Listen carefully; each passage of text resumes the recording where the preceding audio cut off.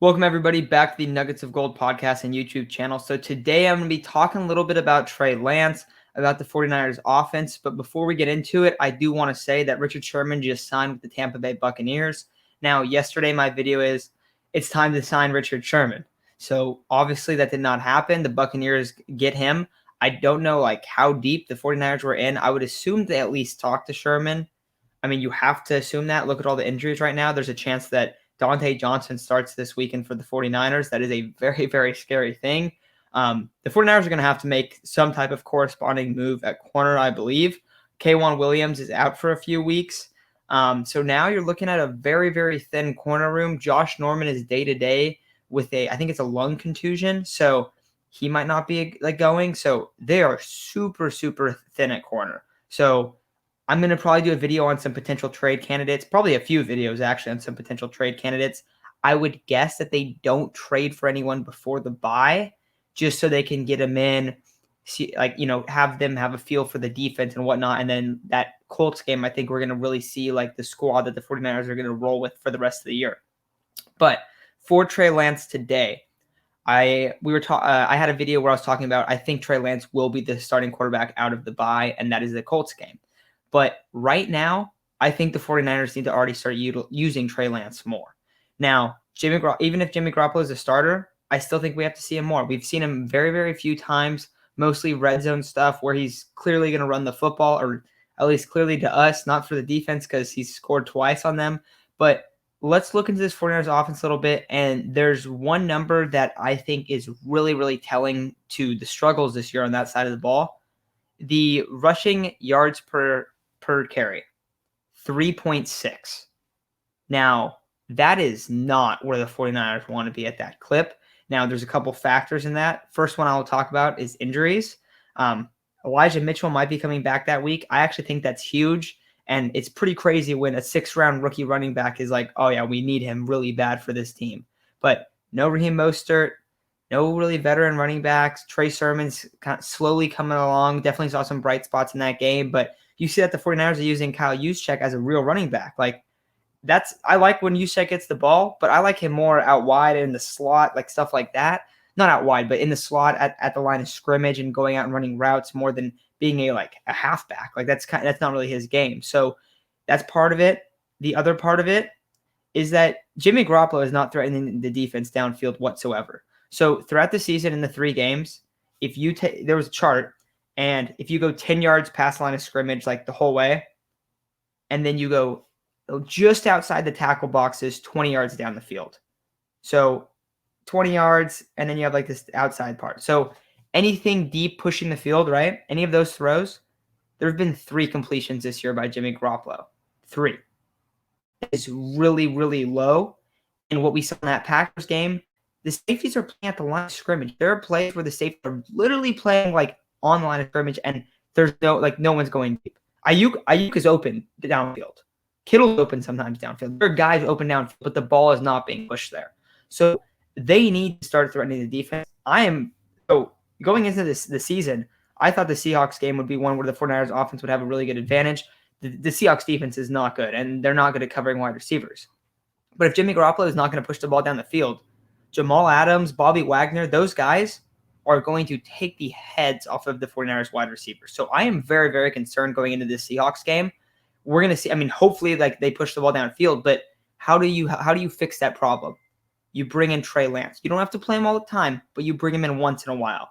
Trey Lance obviously is a threat in the run game, but if you start opening that up a little bit and you have to start having the safeties play back and you start pushing the ball downfield, now Jimmy needs to do it as well, or else the defense is still going to play around the line of scrimmage when he's in there and capitalize against Jimmy Garoppolo.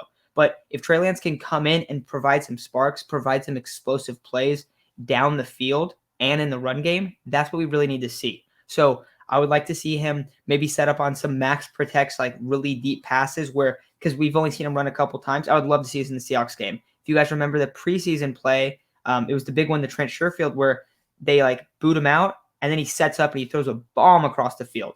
I would love to see a play similar to that run in the Seahawks game. I think that they could really capitalize. I'm blanking on his name. I think it's Trey Flowers is their number 2 corner. he got absolutely cooked in the Vikings game over and over and over. He's been really bad this year. You got to take advantage of him, especially when you have Brandon Ayuk on him. And I know Brandon Ayuk might not have the numbers, but Brandon Ayuk is a very good player. So I think it's a place where they can really, really capitalize. I expect that we're going to see, them pushing the ball down the field. We're going to see them doing that a lot more. Now, another thing that we could see is maybe Trey Lance getting a full drive. So I think that we maybe see that little bit of that 2-quarterback system where you get into some like mixing the runs in a little bit, but also the second drive of the third quarter. So the second drive coming out of the second half, I think Trey Lance should take that drive. It's kind of a specific spot, but it always feels like late in the third, early in the fourth, the 49ers struggle to score the football, and they can put a lot of games away, and they don't do it. Giving a new look when the defense just adjusted to Kyle Shanahan, because out of the half, Kyle Shanahan pretty much has an offense that scores almost every single time. Him and Sean McVay routinely score touchdowns out of that drive. I think in the 49ers 2019 season, they scored almost every single game that scored a touchdown on that drive. We saw that in the Packers game. They come out of the half and they score. We need that's a good drive, but the couple drives after that, until it gets really late in the game, you see them struggle a little bit. You bring in Trey Lance and let him have the full drive to really take over, it would be interesting. So what I'm asking for is one drive in the third quarter for Trey Lance where he's the guy, and then just throw in some wrinkles, a little bit more than what we've seen.